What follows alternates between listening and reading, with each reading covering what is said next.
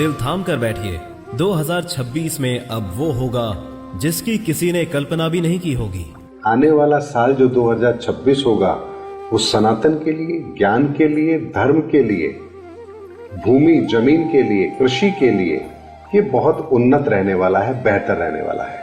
तो इस समय पर आने वाला 2026 का साल सही मायने में हम ये कह सकते हैं कि गरीब किसान के पक्ष में रहने वाला साल होगा।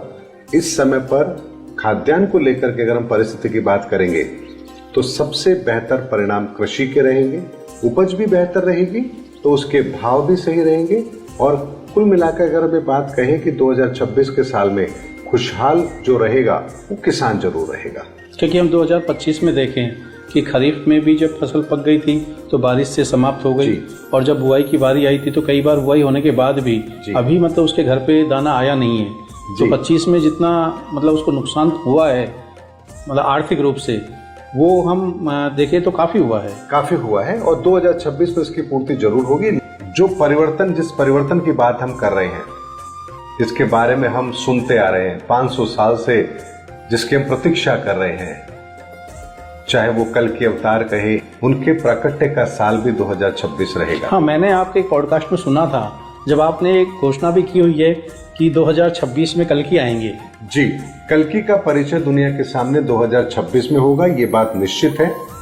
मैं आपको महीना, तारीख, समय भी बता सकता हूँ, लेकिन अभी सिर्फ इतना बताता हूँ कि अभी साल 2026, क्योंकि समय से पहले क्लाइमेक्स को ओपन कर देना भी ठीक नहीं है। तो 2026 में लेकिन दुनिया इस बात को जान जाएगी कल्कि कौन है, उनकी विचारधारा क्या है, दुनिया किस रास्ते पर जाने वाली है, दुनिया में जो परिवर्तन लागू होगा वो किस तरह से होगा, आने वाला समय कैसा है।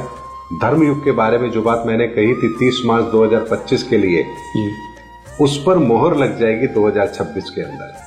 अच्छा, कल्कि जो है अवतार वो अपने पूर्व के जो अवतार हुए हैं भगवान के वैसे ही होगा या अलग होगा? 2026 में जो हम कल्कि की बात कर रहे हैं, उनके प्राकट्य की बात कर रहे हैं, तो मैं आपको एक बात बहुत स्पष्ट तौर पर बताता हूं।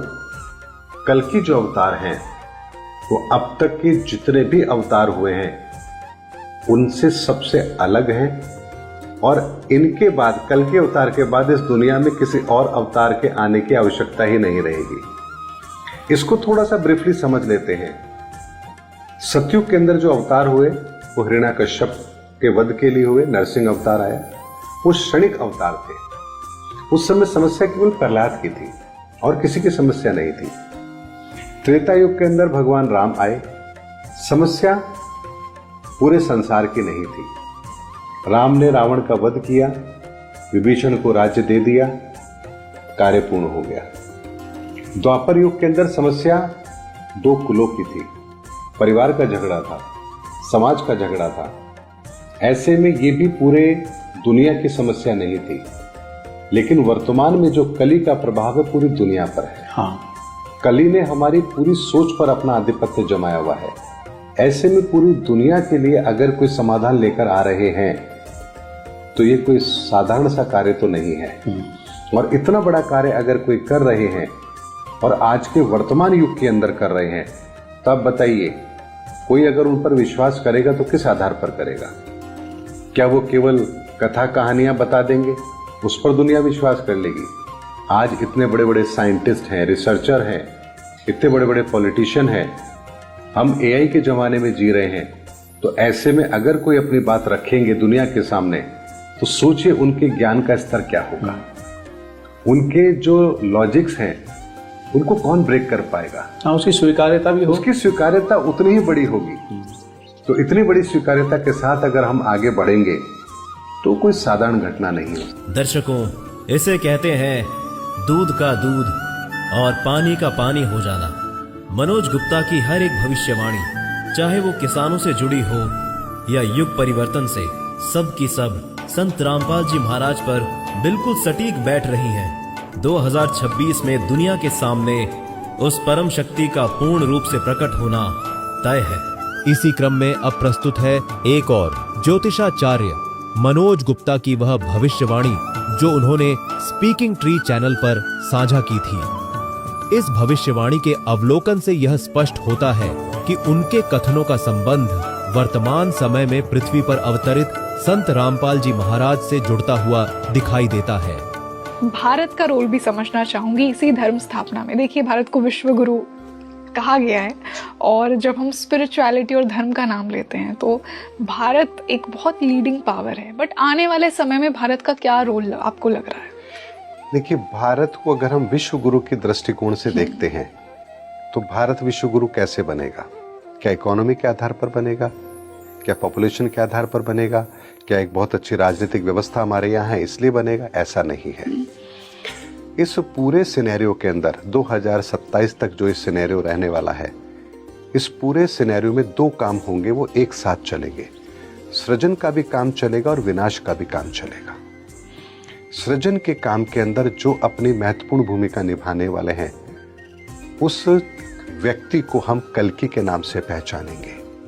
और कल्कि का उदय भारत से होगा, कल्कि की नीतियों का उदय भारत से होगा।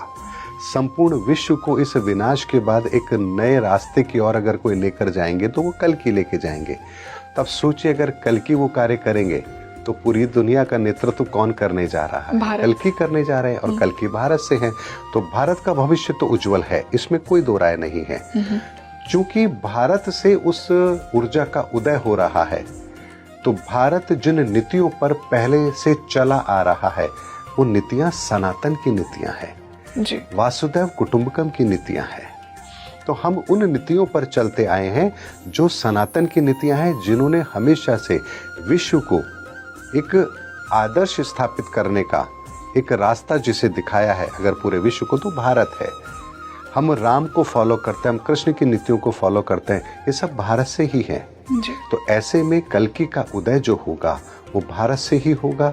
उनकी नीतियां पूरा विश्व फॉलो करेगा, और सनातन का जब उदय होगा तो संपूर्ण विश्व सनातन विश्व होगा।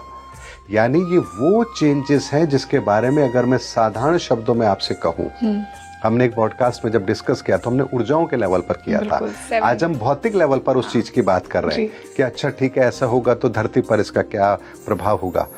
तो इस विश्व के अंदर एक नई व्यवस्था का जन्म होगा, एक ऐसी व्यवस्था का जन्म जो पूरे विश्व को एक सूत्र में बांधेगा। मानवता अपने उस स्थिति में होगी जिसे वहां होना चाहिए।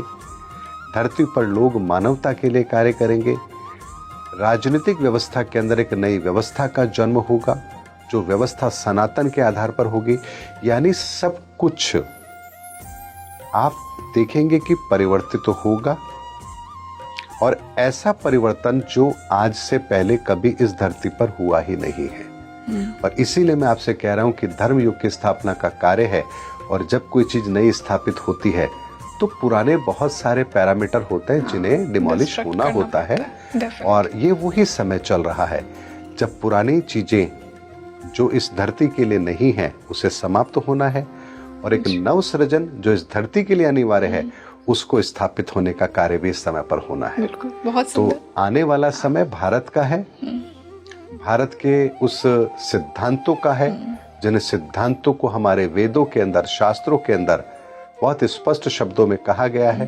एक नई परंपरा का उदय है, जहां ऋषि परंपरा पुनः जीवित होगी, जहां धर्म का उदय होगा, मानवता का उदय होगा, और सनातन का उदय होगा। लेकिन सबसे अच्छी बात क्या है? सबसे अच्छी बात यह है कि आने वाले जो समय का नेतृत्व करेगा वो व्यक्तित्व भारत से होगा। ये सबसे बड़ी बात है। और भारत से क्यों होगा? क्योंकि हमने कभी भी सनातन को छोड़ा ही नहीं है। बिल्कुल। हमारे धर्म के अंदर जिस सनातन धर्म को हम फॉलो करते हैं, हमने सदैव सनातन धर्म को फॉलो किया है। हमारी नीतियों के अंदर हमेशा सनातन रहा है, और इसीलिए भारत की धरती को सदैव महापुरुषों ने, ईश्वर ने चुना है। इस धरती से उन्होंने अपनी लीलाएं की हैं। सारे जितने भी संदेश आज तक जिस युग के भी हम बात करें, वो सारे के सारे भारत की धरती से गए हैं। तो भारत तो हमेशा से विश्व की धुरी था, है और रहेगा, और ये परिवर्तन भी भारत से ही होगा। इसीलिए चुनौतियां बड़ी हैं, लेकिन इन चुनौतियों को मैं इसलिए बड़ा नहीं मानता हूं अपने दृष्टिकोण से। अगर मैं बात करूं तो कि परिवर्तन बड़ा है तो चुनौतियां छोटी कैसे हो सकती हैं? बिल्कुल, चुनौतियां भी बड़ी तो होंगी। और जैसा आपने कहा ना मुझे एक पॉडकास्ट में, कि प्रॉब्लम उसी को मिलती है जिसके अंदर वो क्षमता हो कि जी। उसे झेल लेगा। सॉल्यूशन जिसके पास होगा प्रॉब्लम उसी के पास जाएगी, समाधान तो वही होगा। और समाधान इस समय भारत के पास में है, लेकिन वर्तमान के अंदर कुछ भी इतना स्पष्ट नहीं है कि कौन समाधान करेगा, कैसे करेगा। और अक्टूबर नवंबर 2026 के अंदर वो चेहरा भी दुनिया के सामने होगा कि भारत से कौन वो है जो विश्व को इस समस्या का समाधान देगा। अक्टूबर 2026 से यस, अक्टूबर नवंबर 2026 में वो चेहरा भी स्पष्ट होगा कि वो कौन व्यक्तित्व है जो भारत को नेतृत्व देगा, इस चेंज भारत के साथ में पूरे विश्व को कैसे एक सूत्र में पिरोया जाएगा। ये सारे के सारी चीजें आपको 2026 के अंदर अक्टूबर नवंबर में स्पष्ट हो जाएंगी। तो मतलब कुछ ही महीनों में हमें पता कुछ लगेगा। महीनों में ये सब कुछ होने वाला है, बहुत तेज गति से होने वाला है।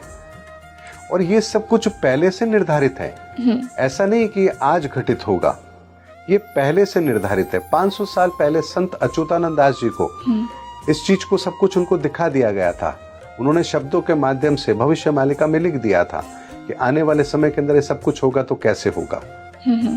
ये सारी की सारी चीजें घटित होंगी, और ये इसलिए घटित होंगी क्योंकि सनातन का सिद्धांत जो है वो पूरी तरह से मैथमेटिकल कंडीशन पर चलता है, उन नियमों से चलता है। 2+2 4 है तो है, उसको चाहे मैं काउंट करूं, चाहे आप काउंट करें, चाहे कोई और काउंट करे। तो इसी तरह से इस धरती पर कब परिवर्तन होगा, कैसे होगा, किस तरह से होगा, हर चीज पहले से डिसाइडेड है और समय आने पर वो घटित होती है। बस इतना है कि महापुरुषों को वो पता होता है, युग पुरुषों को वो पता होता है, और वो कभी भी समय से पहले उन रहस्यों को प्रकट नहीं करते हैं, सिर्फ तैयारी करते हैं उस समय की जिस समय पर वो चीज घटित होनी है। आज जगह जगह होने वाले सम्मान समारोह, जन जागरण सभाएं, जन समर्थन की लहरें इस बात की घोषणा कर रही हैं कि उस अवतारी शक्ति के प्रकट होने की आंधी चल चुकी है, जो धीरे धीरे तूफान में बदल रही है।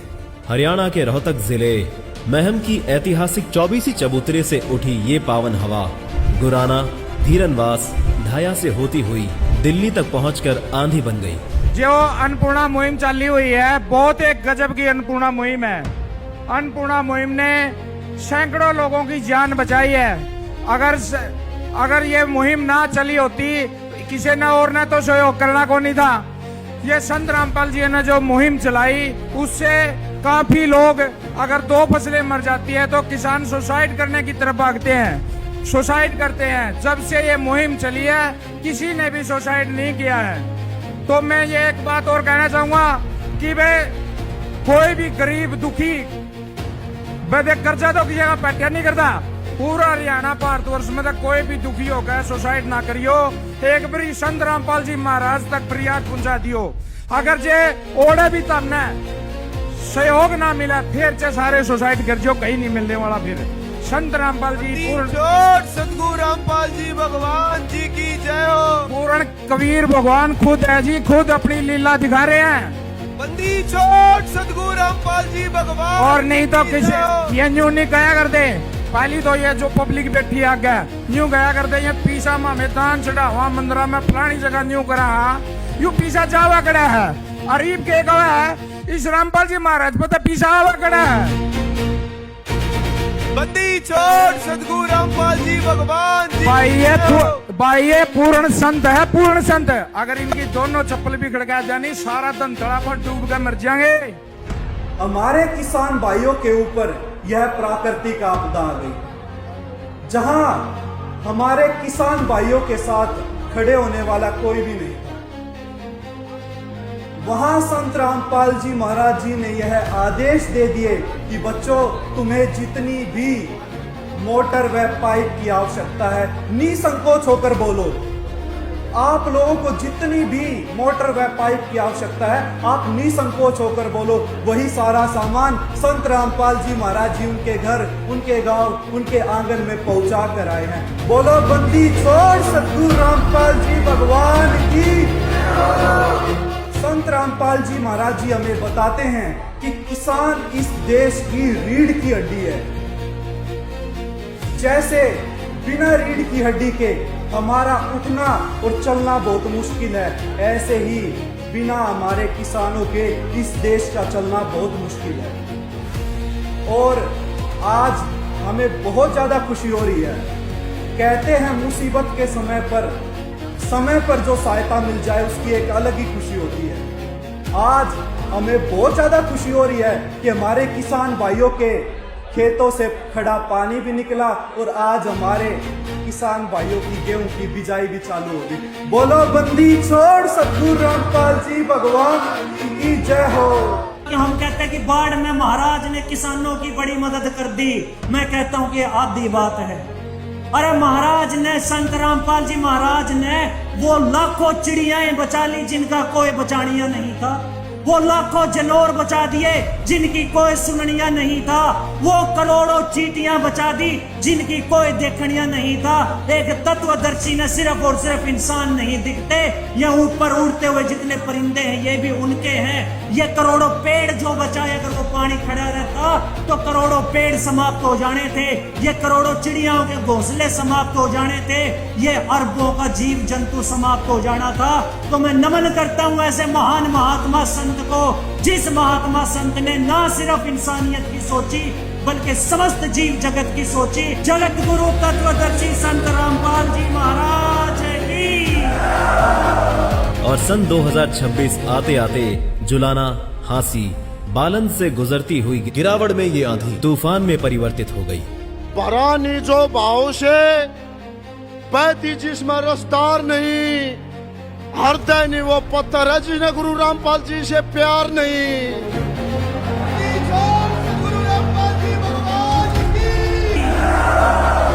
जिस तरह ये सूरज चांद निकले से रोज, चांद से प्यारी चांदनी और चांदनी से प्यारी रात, रात से प्यारी जिंदगी और जिंदगी से प्यारे गुरु रामपाल जी महाराज आप।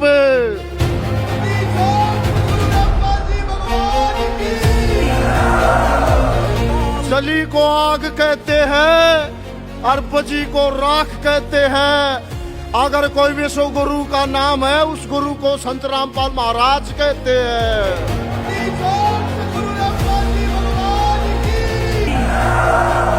नीचे धरती ऊपर राम और आपके बीच में रामपाल भगवान।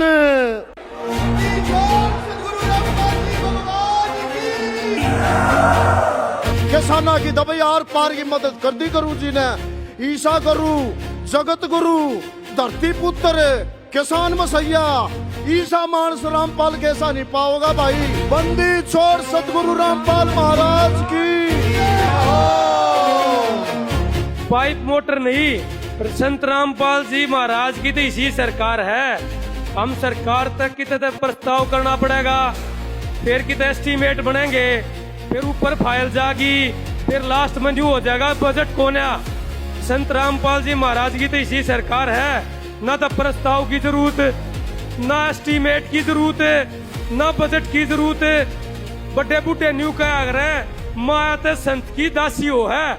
कई भाई इंटरव्यू में कई जगह न्यू बुझे हैं संत रामपाल जी महाराज का क्या हाथ लाग रहा है। जो न्यू समाज सेवा का कभी बींढा बजा रखा है, धूमा ठा रखा है। तो भाइयों बड़े बूढ़ा दौरे सुना, संत महात्मा दौर है। संत की माया दासी हो है। और हमारे जो संत रामपाल जी महाराज है, जो परमात्मा का रूप है, जो साक्षात परमात्मा है, जो गरीबदास जी महाराज के अंश हैं, इनकी तो दिन माया की कति गांठ बांध रखी है और माया बावड़ी बनाकर समाज में छोड़ दी। अब समाज में किसी का दुख दर्द छोड़ना है कोने।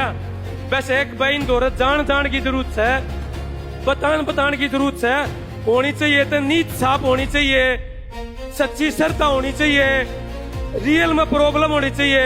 अरे भाई क्या है सोचेगा तोड़ा कोन्या। बंदी छोड़ संत रामपाल जी महाराज की। जो आज संत रामपाल महाराज जी ने पूरे किसानों का और हरियाणा प्रदेश के हजारों में गांव डूबे पड़े थे। जो लोग मैंने देखे हैं फेसबुक पर, मीडिया पे रोते नजर आओ थे। उस टाइम के ऊपर भगवान के बाद अगर कोई दिखा था तो सिर्फ संत रामपाल महाराज जी दिखे थे। और मैं मेरी आत्मा से कहता हूँ भाई, कभी इस महाराज के लिए जान भी देनी पड़ेगी ना।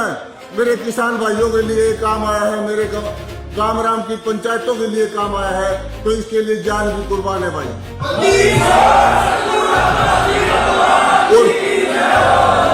रामपाल भगवान की